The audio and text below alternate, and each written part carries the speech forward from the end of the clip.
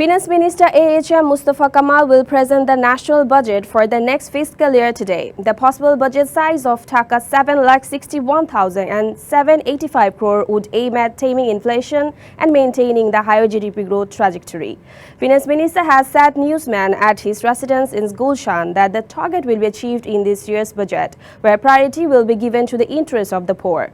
At the same time, the Finance Minister said this year's budget has been prepared for everyone. There is no special pressure on the budget.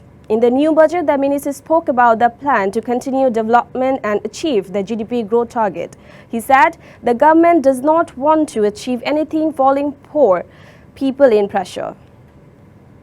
Finance Minister AHM Mustafa Kamal has increased the size of the budget by almost 1.5 times in 5 times of his budget. The Finance Minister is going to create a record with a huge budget in the last phase of the current term of the government. AHM Mustafa Kamal owned the praises for the first incentive strategy to increase expatriate income through the legal way. AHM Mustafa Kamal became the Finance Minister when Awami League came to the power for the third consecutive term. He prepared a budget of 5,23,190 crores in the fiscal year 2019 to 2020. In the fiscal year 2020-21, Finance Minister announced a budget of Taka 5,68,000 crore. He also proposed a budget of Taka 6,03,681 crore in the fiscal year 2021 to 2022. On the question of keeping the economic dynamic to cope up with the shock of pandemic, budget increases continued in 2022 to 2023 financial year as well. He is going to give a record budget of Taka 7,61,785 crore in this time. Awami League candidate will fight with another Awami League candidates for Khulna City Councillor post. More than 100 leaders of the ruling party are competing for 39 wards. In this case, 11 candidates involved in the BNP and Jamaat politics can change the equation. A total of 134 people are contesting in 29 general wards of the Khulna City. Another 39 people are contesting in 10 reserve wards. Awami League candidates are more than 100 of them. A total of 12 councillors who joined Awami League from BNP Jamaat are also contesting. As a result, Awami League has become the main rival of Awami League. The General Secretary of the Metropolitan Awami League said a qualified person will emerge from the competition. Election analysts said polls will be competitive as there are more candidates. In the meanwhile, 2 people have won and unopposed in ward number 13 and 24. Top Awami League leaders have called upon all grassroots level workers to be united for the winning in the upcoming polls. The observation came during a meeting of policy-making body of ruling Awami League on Wednesday. The meeting was held as a part of the evaluation of ruling party's defeat in the Gazipur city polls. Central leaders pointed out that all members need to dwell on the possible reasons behind ruling party's defeat in the last city polls in Gazipur. The leaders stressed the need for taking necessary preparations for grasping votes in the upcoming city polls, including Borishal City Corporation. Japan has asked to know about the steps taken by the Election Commission to ensure fair elections. Yoma Kimonori, Japan's ambassador to Dhaka, has said this after meeting with the Chief Election Commissions (GEC) this morning. Meanwhile, Election Commission Secretary Mohammad Jahangir Alam said Japan has been informed about the roadmap.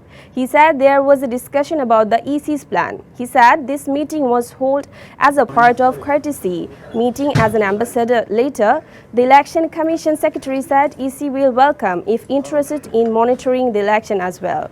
The EC Secretary also said the Chief Election Commissioner has called for poll monitoring. Meanwhile, EC Secretary announced the schedule of Dhaka 17 constituencies. He said that the vote is on July 17. Nominations can be submitted till June 15. Turkey's President-elect Recep Tayyip Erdogan made a phone call to the Prime Minister Sheikh Hasina on Wednesday night since his re-election as the president and expressed hope to take Turkey's-Bangladesh relations to a new height. According to the Prime Minister press wing, Recep Tayyip Erdogan made a telephone call where the two leaders exchanged greetings and spoke to each other for 10 minutes. During the telephone conversation, Sheikh Hasina congratulated the Turkey president on his re-election by securing victory at the second round election, where the voter turnout rate was above 86%. She expressed her happiness as the people of Turkey made the right choice, which was proved after the runoff election. The Prime Minister reiterated that the people of Bangladesh would remain steadfast to stand by the brotherly people of Turkey at any time of need, as during February 2023 earthquake. The current government is trying to bolster national economy amid global recession, says Bangladesh Prime Minister Sheikh Hasina during a question-answer session of the parliament. She was addressing the concluding session of the 11th parliament with Dr. Shireen Sharmin in the chair on Wednesday afternoon. The session began with the obituary motion concerning parliament members Akbar Hussain Pathan, who passed away recently. A number of MPs took part in the discussion over the obituary motion and highlighted different aspects of his life in the realm of culture apart from politics.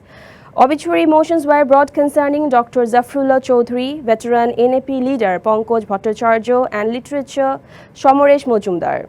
At one stage, the PM responded to the question of MP Abdul Latif and upheld that her government is trying to strengthen national economy amid financial constraint amid global recession following Russia-Ukraine war. Pro-Awami League and BNP-minded lawyers have locked in scuffle outside Dhaka City Session Judge Court. The incident took place during a deposition of a case filed by ACC against BNP Senior Vice Chairman Tariq Rahman and his wife Dr. Zubaida at Mohanagar Session Judge Court on Wednesday. However, deposition process continued following interception of police.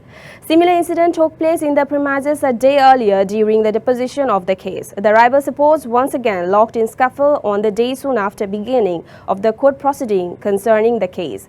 The scuffle erupted soon after the agitation of pro-BNP lawyers outside the courtroom. Later on, pro-Awami League lawyers came out of the courtroom and locked in scuffle as they protested the chaotic situation created by pro-BNP lawyers. ACC lawyers and others condemned the incident and sought congressional atmosphere in the round courtroom. However, another listed witness submitted his deposition on Wednesday. With this, so far 8 persons deposited their witness in the case. Police have recovered the body of a Canadian expatriate named Afroza Begum from capital's Dokhin Khan area. The body was recovered around 11 p.m. on Wednesday. In this incident, the woman's husband, Ashaful Alam, is on the run. Afroza's fathers could not find any trace of his daughter despite calling several times on Friday night. Later, Afroza's brother Ariful Islam filed a GD at Dokhin Khan police station last Monday. Afroza was hacked to death by her husband Ashraful and buried under the ground in front of the house. After that, he fled to Canada on Saturday. Police detained 4 family members of Ashraful for investigation.